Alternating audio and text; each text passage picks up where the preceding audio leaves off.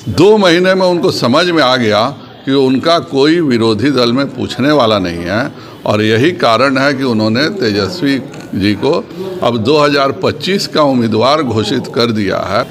नीतीश जी की खासियत जरूर है, उनके अलमारी में परमानेंट 2 कपड़े पड़े रहते हैं, एक हरे रंग का, एक केसरिया रंग का। अप्रासंगिक जो देश की राजनीति में हो गया हो उसकी कहीं गुंजाइश नहीं है। 2025 तक वो आराम से अपने भतीजे को पीठ ठोकते हुए रहें। कभी सुरेंद्र यादव से देश की सेना पे प्रश्न उठवाते हैं, कभी चंद्रशेखर जी से हिंदुओं का मजाक उड़वाते हैं।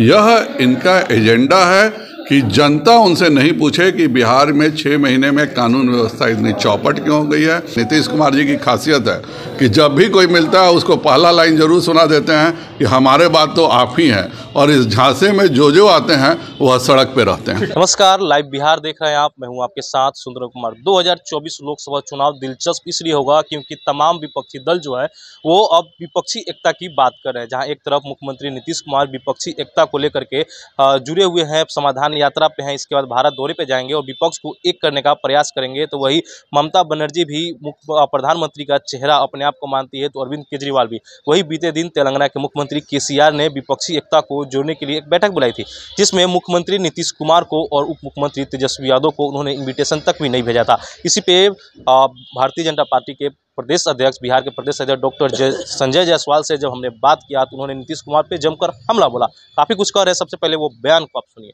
नीतीश कुमार जी भारतीय जनता पार्टी से अलग सिर्फ एक कारण से हुए कि उनको प्रधानमंत्री पद की महत्वाकांक्षा थी, और प्रधानमंत्री पद की भाजपा के सहयोगी दल हों चाहे भाजपा में कोई वैकेंसी नहीं है।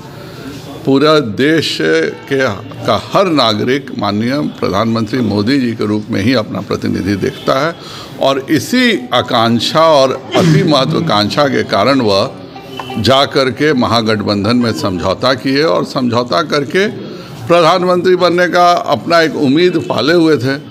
2 महीने में उनको समझ में आ गया कि उनका कोई विरोधी दल में पूछने वाला नहीं है, और यही कारण है कि उन्होंने तेजस्वी जी को अब 2025 का उम्मीदवार घोषित कर दिया है, जो कि अपने आप में बताता है कि वह पूरी तौर पर निराश हो चुके हैं कि उनको कोई नेता मानने को तैयार नहीं है। नीतीश जी की खासियत जरूर है, उनके अलमारी में परमानेंट 2 कपड़े पड़े रहते हैं, एक हरे रंग का, एक केसरिया रंग का। जब जिस दिन जो सहूलियत हो पहन लेते हैं और पहन करके उस तरह की भाषा बोलने लगते हैं। आज के डेट में भारत की राजनीति में नीतीश कुमार जी पूरे तौर पे अप्रासंगिक हो चुके हैं, और इसीलिए उनका कोई पूछने वाला नहीं। केसरिया कपड़ा पहनेंगे तो आप लोग उनको नहीं, कोई मतलब नहीं है। हम लोग केवल तिरंगा कपड़े वाली पार्टी हैं, लेकिन नीतीश कुमार जी अपना समय के साथ बदलते रहने वाले व्यक्ति हैं। हम लोग का एक ही कपड़ा है और वह है तिरंगा, भारतीय जनता पार्टी का। उनके लिए अप्रासंगिक जो देश की राजनीति में हो गया हो उसकी कहीं गुंजाइश नहीं है। 2025 तक वो आराम से अपने भतीजे को पीठ ठोकते हुए रहें, और चाचा भतीजा जिस प्रकार के घोटाले कर रहे हैं, जिस प्रकार का बिहार की जनता के साथ वादा खिलाफी कर रहे हैं, दोनों की प्रासंगिकता हिंदुस्तान की राजनीति में समाप्त हो चुकी है, और इसीलिए विरोधी दल वाली बैठक में इन दोनों को किसी ने नहीं पूछा। विशेष दर्जा की मांग पर नीतीश कुमार जी करने लगे, लगता है कि नीतीश कुमार जी सीजनल बात करते हैं। वह उनके एनके सिंह वाइस चेयरमैन थे फाइनेंस कमीशन के। एनके सिंह जदयू के माननीय सांसद रहे हैं। एनके सिंह ने स्वयं क्यों नहीं किया? उस समय नीतीश कुमार जी ने ऐसा क्या किया कि एनके सिंह ने नहीं किया? वह फिर 42 से 32% कर देते और कहते कि हम विशेष राज्य का दर्जा का करेंगे। लेकिन फाइनेंस कमीशन के रिकमेंडेशन से ये सारी चीज़ें तय होती है। 14th फाइनेंस कमीशन में जब हो गया कि हिंदुस्तान में अब किसी को भी विशेष राज्य का दर्जा नहीं मिलेगा, और यही 15th फाइनेंस कमीशन जिसके चेयरमैन स्वयं जनता दल यूनाइटेड के माननीय सांसद थे, और उन्होंने ही रिकमेंडेशन नहीं किया। यह सब शिगुफा छोड़ते हैं क्योंकि वह पूरे बिहार की जनता को बेवकूफ़ बनाना चाहते हैं। मेरा साफ मानना है, बगल का उत्तर प्रदेश है, वह $1 ट्रिलियन इकॉनमी की बात कर रहा है। हम न रोजगार की बात करते हैं, न हम नौकरियों की। जो 2,34,000 नौकरियां तय हो चुकी थी जिसको देना था, आज 6 महीने बीतने के बाद वो नौकरियां भी नहीं मिल रही हैं जो इन्होंने कृषि का माफ़ करने को बोला था। माननीय माले के नेताओं ने यह वादा किया था कि हम रसोइया को पेंशन देंगे। आज रसोइया लोग पेंशन खोज रहा है।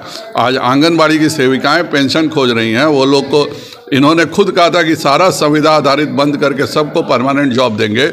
चूँकि यह सब चीज़ें वह नहीं कर सकते हैं और इसलिए वह जानबूझ के कभी सुरेंद्र यादव से देश की सेना पे प्रश्न उठवाते हैं, कभी चंद्रशेखर जी से हिंदुओं का मजाक उड़वाते हैं। यह इनका एजेंडा है कि जनता उनसे नहीं पूछे कि बिहार में 6 महीने में कानून व्यवस्था इतनी चौपट क्यों हो गई है, बिहार का विकास क्यों नहीं हो रहा है, बिहार के युवाओं को रोजगार क्यों नहीं मिल रहा है। इन सब से बचने के लिए चाचा भतीजा की जोड़ी यह नाटक कर रही है। कुशवाहा को पोस्टर से गायब कर दिया और आप लोगों जनता दल यूनाइटेड के जो भी नेता हैं वह आपस के नुरा कुश्ती में है। और नीतीश कुमार जी ने किससे क्या वादा किया था। नीतीश कुमार जी की खासियत है कि जब भी कोई मिलता है उसको पहला लाइन जरूर सुना देते हैं कि हमारे बात तो आप ही हैं, और इस झांसे में जो आते हैं वह सड़क पे रहते हैं। तो देखिए, संजय जायसवाल ने साफ तौर पे कह दिया कि मुख्यमंत्री नीतीश कुमार की महत्वाकांक्षा जो थी वो बढ़ गई थी और इसलिए उन्होंने भाजपा का साथ छोड़ा क्योंकि उन्हें प्रधानमंत्री बनना था। लेकिन 2024 में भाजपा की तरफ से प्रधानमंत्री बनने के लिए कोई भी वैकेंसी नहीं थी। वहीं दूसरी तरफ संजय जायसवाल ने साफ तौर पे कह दिया कि मुख्यमंत्री नीतीश कुमार की बात कोई सुनता नहीं है, विपक्षी यात्रा करने के लिए निकले हुए हैं और वो यात्रा संभव होने वाला नहीं, एकजुटता जुटेगी नहीं। साथ ही साथ उन्होंने कह दिया कि मुख्यमंत्री जो है अपने अलविदा में 2 तरह की कपड़ा रखते हैं, एक हरा रंग का और वही दूसरा केसरिया कलर का। अब देखना होगा कि जो ये बात की राजनीति है वो क्या दिलचस्प होगी। उपेंद्र कुशवाहा पे भी उन्होंने साफ तौर पे कह दिया कि मुख्यमंत्री से जो भी मिलता है तो वो साफ तौर से कहते हैं कि हमारे बात तो आप ही न होंगे। अब जदयू में भी आंतरिक लड़ाई देखने को मिल रही है। तो जिस प्रकार से संजय जायसवाल ने मुख्यमंत्री नीतीश कुमार पे और तमाम महागठबंधन पे जिस प्रकार से हमला बढ़ा है, वही ना कहीं बिहार की सियासत एक बार फिर से गर्म हो जाएगी। फिलहाल कितना ही, बने रहिए हमारे साथ, देखते रहिए live Bihar. Live Bihar YouTube पर सब्सक्राइब और फेसबुक पर लाइक जरूर करें।